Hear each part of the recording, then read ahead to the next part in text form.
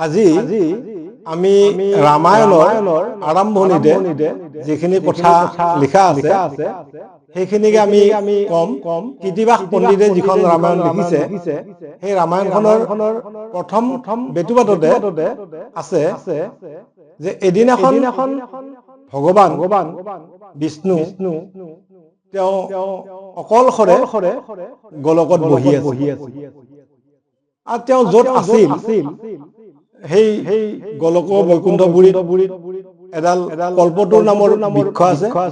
তাৰে তলতে এটা বিচিত্ৰ নিবাসৰ মানে এটা ধুনীয়া সুন্দৰ ৰত্নেৰে নিৰ্মিত এটা তাৰমানে ঘৰ আছে সেই ঘৰৰ ভিতৰতে তেওঁ ৰত্নময় সিংহাসনত তেওঁ বহি আছে আৰু বহি তেওঁ ভাবিলে মনে মনে যে মই অকলে থাকিম বা মই এনেকুৱা ৰূপতে থাকিম তেতিয়া তেওঁ ভাবোতে মন গ'ল যে তেওঁ চাৰিটা ৰূপ ল'ব গতিকে ৰামায়ণত লিখিছে এ গোলক বৈকুণ্ঠপুৰী সবাৰ ওপৰ তাহাতে আছে নয়েক অপূৰ্ব নিৰ্মাণ ও তাহাতে আছে নয়েক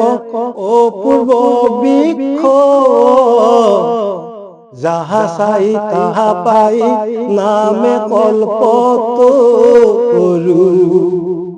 তাহারে তলতে আছে বিচিত্র নিবাস রত্নময়ী সিংহাসনে বকিয়া আছে নগদাধর ও একদিনা প্রভুর ইলা অভিলাষ একংহে চাৰি অংগ হইব যে প্ৰকাশ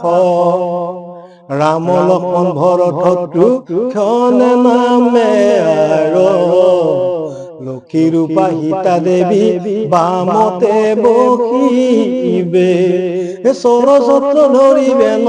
ঠাকুৰ লক্ষ্মণে জৰ হাতে স্তুতি কৰে পৱন কুমাৰে